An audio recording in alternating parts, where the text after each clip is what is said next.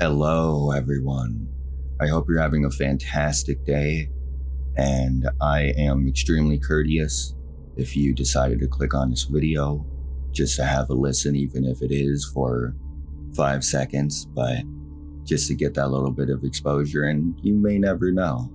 You may end up really enjoying what you hear, and if that's the case, I'm very much appreciative. But for all of you that already know what you've gotten yourself into, again, there's no love that I can't describe, and there's no amount of support that I highly appreciate that you guys give me. We're all in this together, and I appreciate it. I hope you enjoy the video.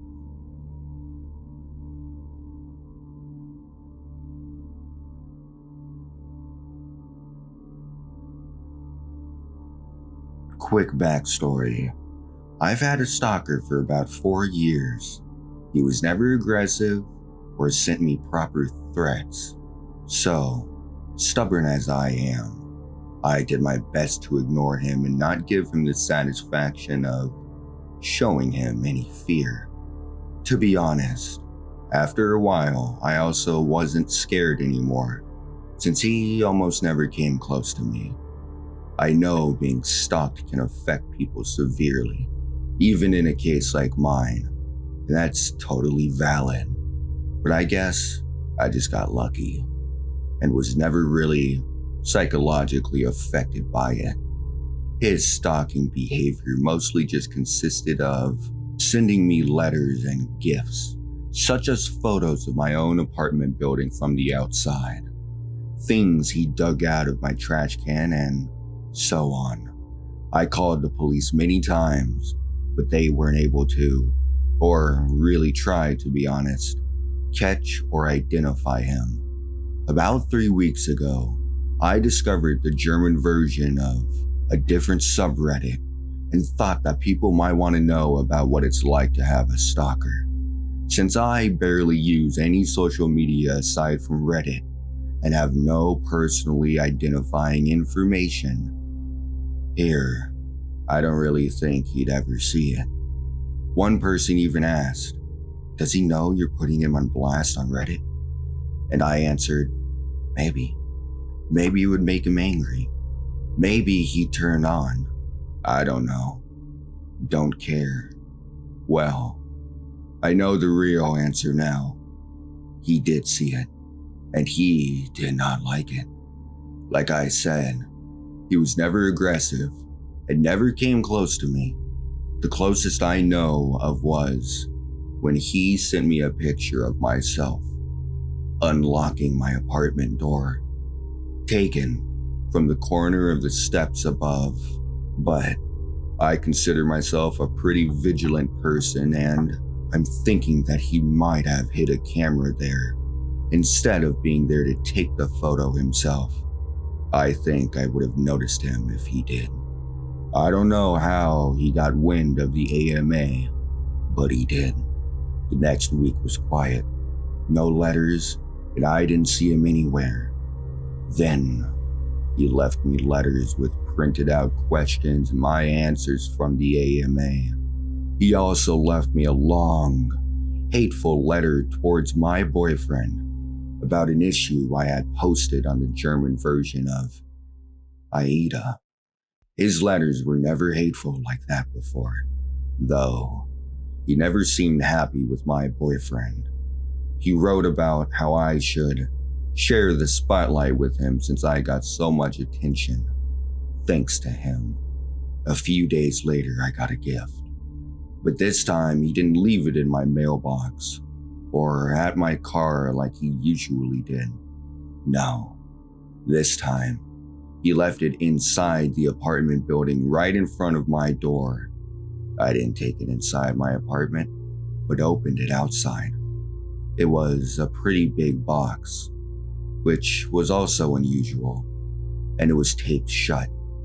As I'm typing it out, I realized that wasn't a good idea at all and could have ended badly for me. But luckily, he didn't send me a bomb or anything. He did, however, send me several zip ties, a roll of tape, a TV remote with most buttons picked off, a pack of band-aids with a few ones used, and a framed picture of me. I could tell the picture was taken a few days ago, and my boyfriend was next to me, but cut out the photo. The frame was shattered, and the package was full of glass shards. Clearly, more than just what could have fallen out of the frame, and they were also intentionally put inside the crumbled newspaper that was stuffed in there to keep it all in place. I called the police right away and gave it to them. They were more concerned this time and told me they'd send patrol cars more frequently. He didn't show up or leave me any letters or gifts for about another week and a half, but 8 days ago, it started again. I found letters in my mailbox where he wrote about how he wasted his time on me, how I haven't been appreciating his effort, how he was wrong about me being special. 5 days ago, I left my apartment in the morning and heard a crunch sound as I stepped on my doormat. He put broken glass under it in the night. I went off to work because I was in a hurry and I was just going to make my boyfriend call the police. But then I found my car had also been vandalized. The sides were scratched, lights smashed, and the windshield had a phrase painted on it. "It's time soon. Miss my last name." I went back inside and called the cops myself. They found the same phrase on a note under the doormat. This time, they really took me seriously, which might have been because I was just pissed at that point, which I made very clear. If, for some reason, you're like me and just too stubborn to be afraid of a stalker like mine, then all of this, the letters, the gifts, photos, even the damn glass under my doormat, are just really annoying and inconvenient. But my car was useless to me now, and the threat even scared me. I did, however, have a dash cam in my car, and it caught everything.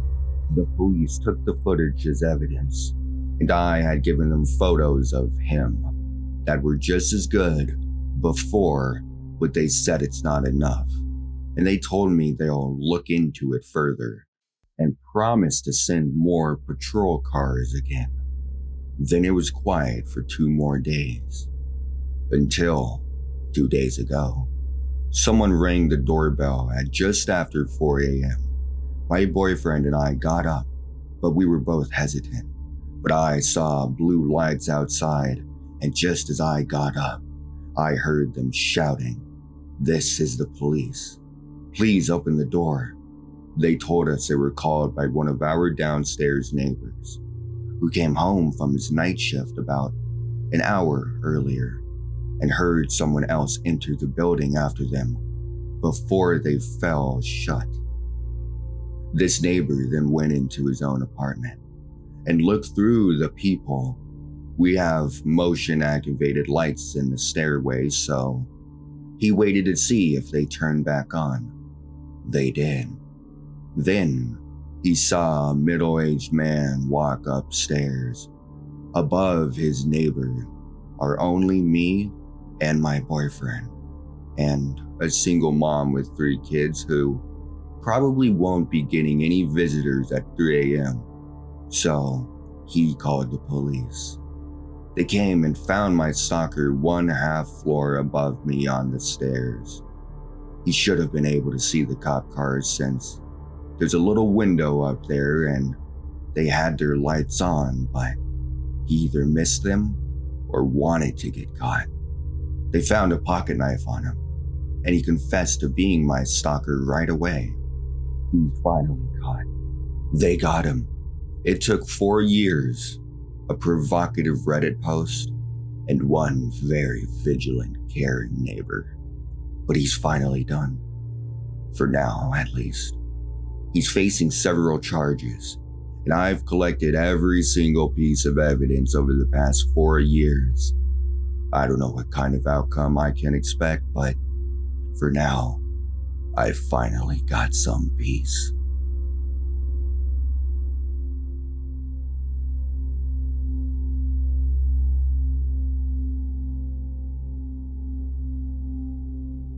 This happened when I was about 16 years old, so over 20 years ago.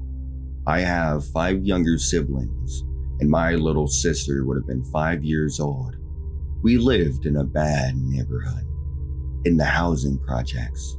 Our neighbor was nice, but she always had sketchy looking people hanging around, especially men. One day, these 2 new guys started hanging out there every day. They'd always be outside smoking or just sitting on the porch. They made me really uncomfortable. They were always staring at me and would sometimes try to get me to walk over and talk to them. Or they'd come over into our yard when my parents weren't home and talk to me, asking me if I had a boyfriend and asking me if I wanted some beer or weed. I was a goody two-shoes moron girl, so like I always said, no thank you. I have to go inside now. They were probably both around 30 years old or so. Then they started coming over and asking us to use my phone when my parents weren't home. My parents always let the neighbors use our phone, so I never said no, but I would just pass it through the door and make them stay on the porch. Sometimes they'd ask to come in or try to talk to me, but I would tell them no, because my parents weren't home. Now I realize how dumb that was, because they could have just pushed the door open, but I was raised to ignore red flags and be polite and sweet at all times. Anyway, we had a little dog, and I always took him outside early in the morning on a leash. I was out one morning, and one of the guys came outside and stood there, staring at me for a few minutes, and then went back in. I brought the dog inside, and just a few minutes later, there's a quiet knock on my door. I opened it, and both guys are there, and one says, "We just saw your baby sister out by the highway. You need to come get her." I panicked and ran outside with them. I started to run down our street towards the highway, and one of them says, "No, we'll drive you down there. We need to hurry." I seriously took 2 steps towards their truck before I realized what I was doing.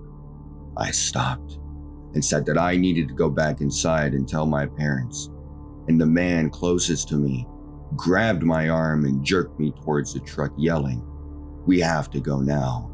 She's going to get hit by a car." I instantly felt sick and just yelled, "Let go of me." He dropped my arm and I ran back inside my house. I ran into my parents' bedroom to wake them up. My little sister was sleeping in their bed with them. I woke everyone up because I was freaking out, and my dad ran outside and the guys and their truck were gone. I never saw them at my neighbor's house again.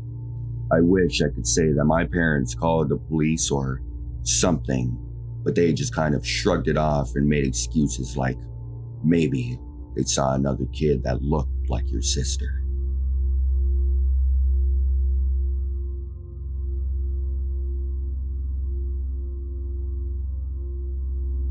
This happened a few weeks ago.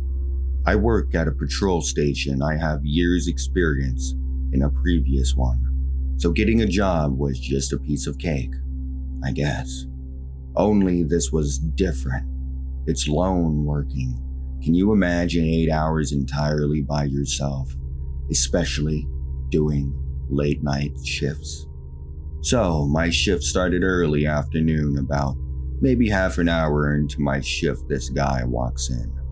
I've seen him before, as he entered the shop the day before and randomly asked me if I had any shopping bags to spare.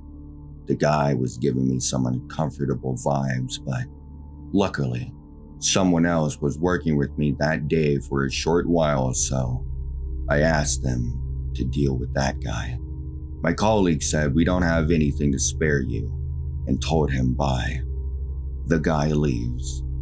Anyway, back to this very day that guy walks in and I thought, fuck's sake, what does this guy want now? Another handout? Of course, he just walks up to the desk and just starts chatting to me. He was asking me some advice about his living situation, as he told me he used to be homeless. Since to me, it's not really my place to give advice. Plus, I just really didn't want to be stuck talking to this guy. I shrugged and told him just to sleep on it and have a think about things. And of course, he left. He didn't enter the store to buy anything at all, just to chat. But thinking back, I remembered that he asked me what time I got off, and I stupidly told him 11 o'clock tonight. I got on with my shift as usual up until 9:30 p.m. He returns, but with another guy who, may I say, looked dodgy, all dressed in black, a black hood, and the guy who entered the shop previously pokes his head into the door and asks if I do phone top-ups. We do, but something in my gut was telling me, make him leave now. So I lied and told him we do not. So the guy and his dodgy friend hang outside the store for a bit while I was serving customers. Then, until the shop seemed quiet again, they both entered the store in what looked like they were looking all around the shop. I noticed the dodgy guy kept his hands in his pockets the whole time. And then that thought struck me. Shit, I'm getting robbed tonight. So I took some deep breaths and tried to keep calm and just thought of my training. I repeated in my head, just comply, give them what they want, then call the police after. But of course, from the panic, I thought to myself, better plan. So I stood ready with one hand under the desk, hovering over the panic button. I thought to myself, the minute they pull a weapon out on me, hit the button and show hands and comply and hope the police arrive on time to catch them. Well, they just ended up buying a bottle of water as, of course, I did notice there was someone still outside in their car. I felt a huge sigh of relief thinking they just wanted water. Or they decided not to rob me because there's another person outside. They both leave the store, but again hang around outside, right by the door. Then I see the car drive away and I thought to myself, I don't want these guys in the store again. No, not while I'm completely alone. So I flip the switch that automatically locks the main door. Half an hour passes. I have no customers, and still the two guys are still hanging around outside. I called my boss to tell them what's going on and to give him a heads up that at some point I'm going to have to call the police and have them move along as it's making me very anxious. Then another guy shows up and joins the guys all dressed in black and wearing those COVID masks. He also hands my friend's mask to them to make his way around the back of the store. Then I realized, shit, the back door, the one I go outside from to puff on my vape. I ran to the back door, slammed it shut and locked it. At this point, I was scared for my life. All of these guys stuck around the place, to which felt like an hour and a half. I hid in the office watching the cameras. I picked up the phone, dialed the non-emergency number for the police. At this point, I was really freaking out, but of course, I had to listen carefully. While a bit on the phone was going through those, press 1 for this. I couldn't focus as the next thing a colleague calls me on my mobile to check in on me. I told him what's happening. Then I came out of the office to take a peek. And of course, those guys were right up to the window, knocking to grab my attention, and yes, They saw me with the two phones to my ears. Shit, they saw me. I said to my colleague on the phone, then I came up with an idea. I put the phone I had making a call to the police down and kept my colleague on the phone. I said, "Listen, I'm going to see what they want. Stay on the phone. I'm going to put you on speaker. Stay quiet. Don't say a word. Just listen. If you hear me say, the till is slow, you hang up and call the police. Okay? I mean it. That's me telling you I'm in danger." So I put him on speaker and hid my phone in my bra. I head to the window. "What's up, guys? Can I help you?" The guy said, "Why is the door locked?" "That's because we're in night mode now. Door's locked, but I can serve through the hatch. What can I get you?" They just look at each other and whisper amongst themselves. The guy says, "We'll just take some branded tobacco and a lighter." "Sure, one moment." I grab what they asked for, and they push $20 and a note through. I quickly grab the 20, and of course check it. Then I rang them up, but as I had their change ready, I saw one hand through the hatch. I dropped their change into that hand, avoiding contact. I stared them down. They finally leave for good. As soon as they were gone, I fell to the floor and burst out crying after holding in that fear for so long. I demanded that my shifts also to be changed to morning shifts after that night, or I'm quitting.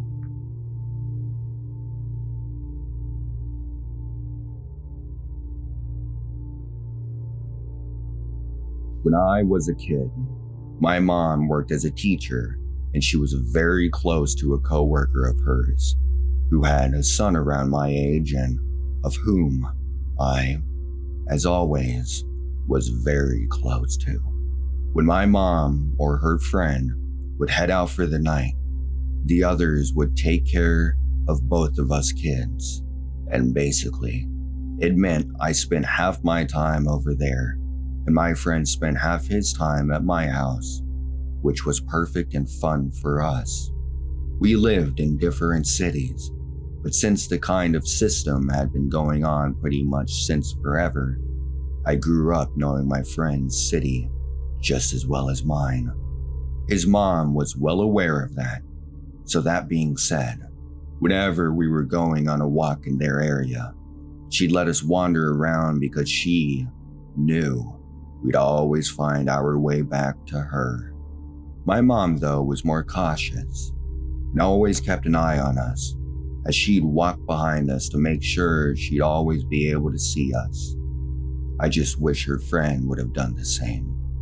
One day, I had to be around 6 or 7. We were going on a walk with my friend Marcus and his mom, Katie. It was a very sunny day, and I was wearing a dress with flowers, and I had my blonde, long hair down. I often heard I was a pretty kid, even from strangers in the street. And besides making me and my parents somewhat uncomfortable, nothing bad ever happened. During that walk, Katie was walking ahead of us, and I was chatting and just fooling around with Marcus when he suddenly remembered something urgent to tell his mom.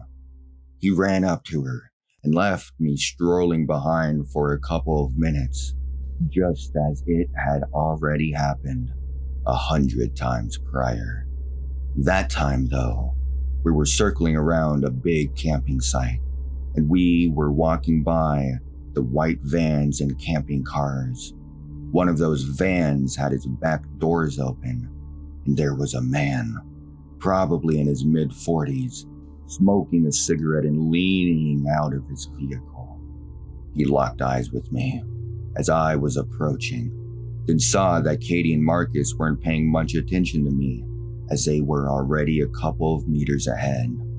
Then he proceeded to pull me by the arm and pull me close to him, and so I found myself with a body touching his, so weirded out that I didn't even say a word, although I knew Katie would have heard me if I called for help.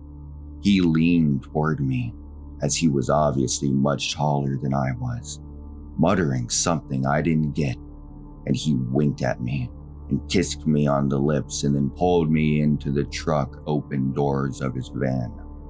At this point, if he had pushed me a little further, I would have just fell into the truck. At this point, I just was too scared to even lift a finger. And even though I didn't understand everything that was going on, I knew it wasn't okay. He put his hands on the doors as to close the vehicle, and I felt my heart sink. At that exact moment, some other man jogged towards us, in his 40s as well, waving hello to me and saying something along the lines of, "I lost sight of you for a bit." I was so scared. He had a very friendly look on his face and was staring at me with great insistence and with a huge reassuring smile. And the van man awkwardly laughed and yanked me out of the way of the car, slamming the doors shut. I ran to Katie as I heard the van go off and just acted as if nothing had happened. To this day, I never told that story to anyone. Not to Katie or Marcus. Not to my mom. Nobody. I am 22 years old today. So, to the friendly guy who obviously didn't lose sight of me or whatever, but just probably saw everything and wanted to interfere, from the bottom of my heart, thank you. To the pedophile who surely would have abducted me, and who was strangely okay with kissing a kid in public and in broad daylight, I'm not even in the mood to add anything to what happened. But everyone thinks the same things as I do, and I wish you hell, and let's never, ever meet again.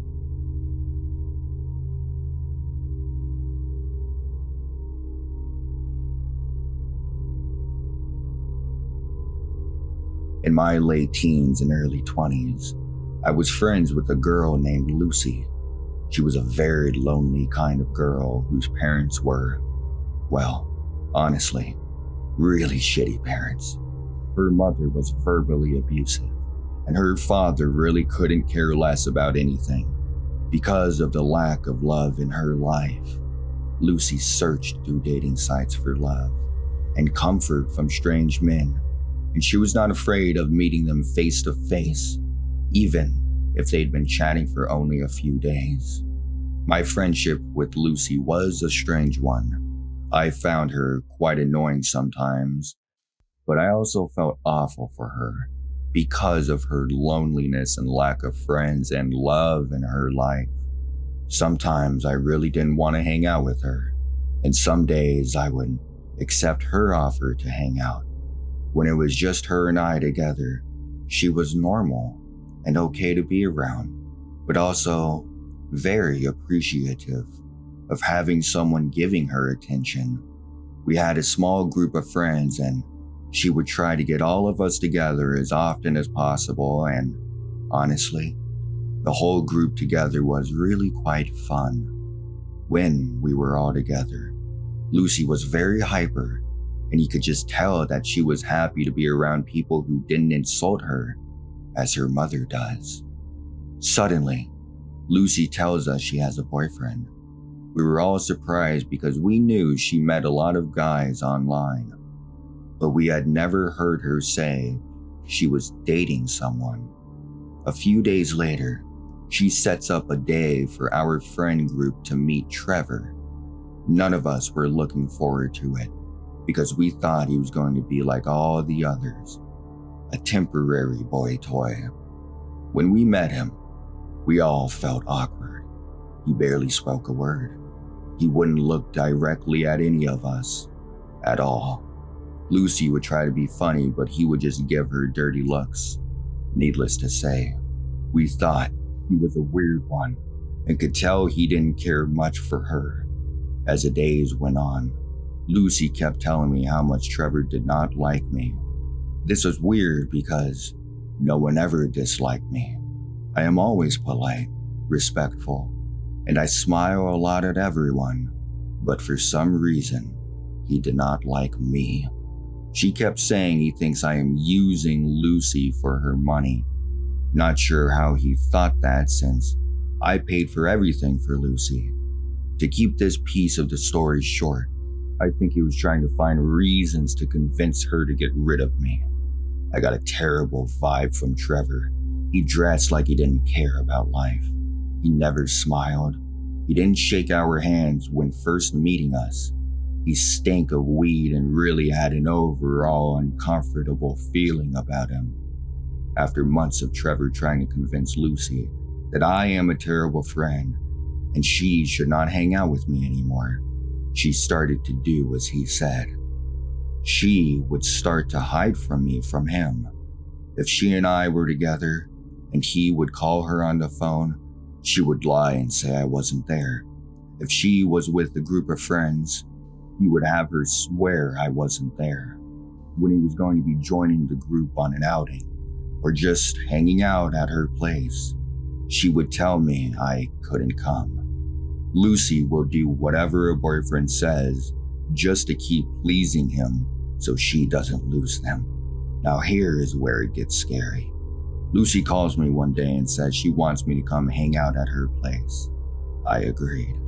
She came to pick me up. We went to her house and watched TV for a bit. When we decided, since it's a nice day outside, we would take her two dogs for a walk to a nearby pocket park and would later return to the house to have lunch together. While at this park, she receives a phone call. Now, let me say that Lucy is not a private person whatsoever and has never ever walked away to answering a phone call until this day. She walked far enough away that she knew I would not be able to hear anything she said. This was suspicious to me, but not enough to question it. The call ends and she begins walking towards me with a look on her face as if she is trying not to smile. She tells me, "So, I need to bring you home now." I was slightly confused as we had only been together for about an hour, and she would never want me to go home. She would even frequently beg me to sleep over to avoid being alone. So anyway, I said okay, and we walked to drop off her dogs at home, and we went to get into the car, and off we went. About 10 minutes into the car ride, I realized she isn't going in the direction of my house, so I questioned it, and she just smirked, but didn't respond. I asked again, laughing uncontrollably, "Seriously, where are we going?" She continued to smirk, but didn't want to answer me. I started to realize she was heading in the direction of where her boyfriend lived. Oh, hell no. I asked one last time with anger in my voice.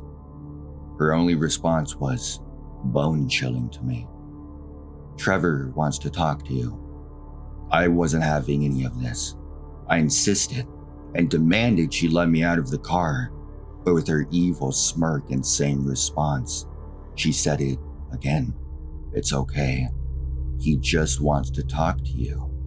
I was furious at this point, because this creepy guy who looks like he wants to kill someone, who also despised me, wanted to talk to me?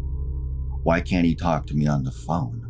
Why do I need to go to his sketchy apartment? She absolutely refused to let me out of the car. She had the doors locked, as if I wasn't able to unlock the passenger door. I waited until she reached a red light. I grabbed her wallet from the back seat and took out her bus pass and bolted out of the car. I have no idea where I was or where the nearest bus stop was, but I was not about to let her crazy-ass boyfriend do whatever he wanted to me. She yelled for me to get back into the car, but of course, I ignored her. She sped off furiously. I immediately blocked her number on my phone. I removed her as my friend on social media and immediately warned the group of friends to not talk to her because she has gone nuts. I have not spoken to her since that very day, and she also lost the 5 friends of the group as well. After this situation, Lucy, I hope you're truly lonely now.